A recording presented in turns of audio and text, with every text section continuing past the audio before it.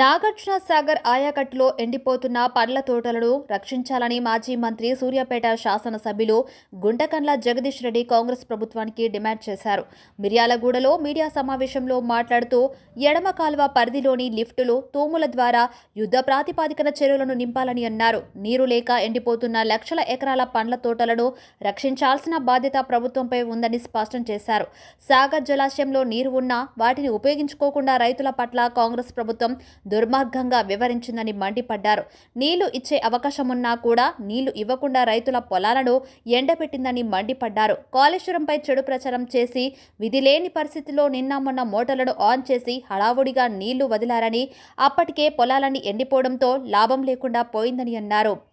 జిల్లా మంత్రులకు సిగ్గు లేదని, రైతులు చనిపోతున్నా కాంగ్రెస్ పట్టించుకోవడం లేదని అన్నారు. జిల్లా మంత్రులు అక్రమ దందాలపైనే బిజీగా ఉన్నారని మండిపడ్డారు. కాంగ్రెస్ మంత్రులు ఇద్దరు చేతకాని వారని, ఒక్కరికి కూడా పాలనపై పట్టు లేదని, ప్రజలంటే లెక్కలేదని అన్నారు. ప్రతిపక్ష పార్టీగా రైతుల బీఆర్ఎస్ అధినేతతో కలిసి పోరాటం మొదలు పెట్టామని స్పష్టం చేశారు. ప్రభుత్వం మెడలు వంచేదాకా మా పోరాటం ఆగదని అన్నారు. నిరసన దీక్షలో అందరూ పాల్గొనాలని సూచించారు. SLBC కింద కూడా నీటి విడుదల చేసి చెరువులను నింపాలని డిమాండ్ చేస్తున్నామని అన్నారు. ప్రాజెక్టుల్లో నీటిని సద్వినియోగం చేసుకునే తెలివి కూడా ఈ ప్రభుత్వానికి లేదని దుయ్యబడ్డారు జగదీష్ రెడ్డి. ఇది మాత్రమే కాకుండా కరెంటు నిర్వహణ లేకపోవడంతో గ్రామంలో తాగునీటికి ఇబ్బందులు ఎదురవుతున్నాయన్నారు.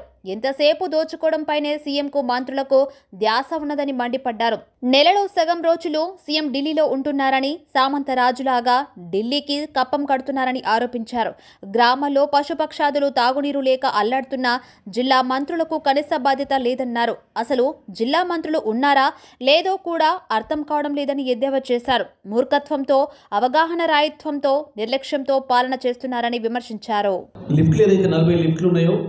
వెంటనే లిఫ్ట్లు కూడా ఆన్ చేసి లిఫ్ట్ల పైన ఉన్న ఆధారపడి ఉన్న చెరువులను కూడా నీళ్లు వదలాలని చెప్పి మేము డిమాండ్ చేస్తూ ఉన్నాం. ఎందుకంటే చాలా వరకు తోటలు కూడా ఉన్నాయి. ఆ లిఫ్ట్ల పైన ఆధారపడి, లిఫ్ట్ల పక్కన చెరువుల మీద ఆధారపడి బోర్లతో వేసుకున్న వేలాది ఎకరాల తోటలు ఉన్నాయి. వాటి భవిష్యత్తు అగమ్య గోచరంగా ఉంది. తోటలకు సంబంధించిన రైతాంగం కూడా బాగా ఇబ్బంది పడుతున్నారు. మరి వెంటనే ఆ కార్యక్రమం తీసుకోవాలి. ఎక్కడ చూసినా చెరువులన్నీ ఎండిపోయి ఉన్నాయి. మొత్తం పశువులకు ఇబ్బంది వస్తూ ఉంది. ఎందుకంటే మంచినీళ్ళు సరిగా రావడం లేదు. తప్పకుండా గతంలో చెరువులలో, వాగులలోనే పశువులు నీళ్ళు తాగేవి. ఇవాళ వాటికి కూడా నీళ్ళు దొరకని పరిస్థితి వచ్చింది. అందుకే వెంటనే ఏదైతే ఇవాళ సాగర్లో నీళ్ళు తీసుకుపోతున్నారో ఎడమకాలంలో కిందికి, ఆ నీళ్లను లిఫ్ట్ల ద్వారా, లిఫ్ట్ల పైన ఉన్న చెరువులను కూడా నింపాలి, కింద ఉన్న చెరువులను కూడా నింపాలని చెప్పి మేము బీఆర్ఎస్ పార్టీగా డిమాండ్ చేస్తూ ఉన్నాం.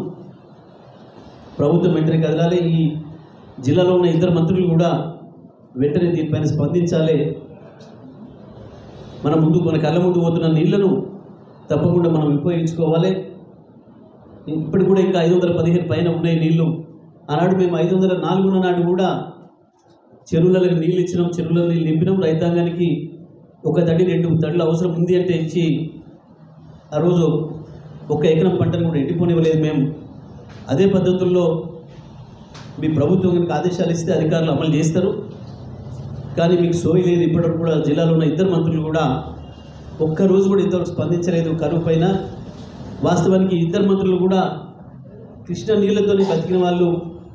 కృష్ణ నీళ్ళ వల్లనే, కృష్ణ నీళ్ళు వాడుతున్న రైతులు వేసిన ఓట్లతోనే వచ్చిన వాళ్ళు. ఇద్దరు కూడా సోయి లేకుండా ప్రవర్తిస్తున్నారు. వెంటనే జిల్లా మంత్రులు స్పందించాలి. లిఫ్ట్లు ఆన్ చేయాలి.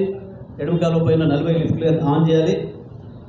SLBC ద్వారా కూడా తప్పకుండా కింద ఉన్న చెరువులన్నీ కూడా నింపాలని చెప్పి, ఎడమకాలం ఆయకట్టు పరిధిలో ఉన్న చెరువులన్నీ కూడా నింపాలని చెప్పి మేము బీఆర్ఎస్ పార్టీగా డిమాండ్ చేస్తాము.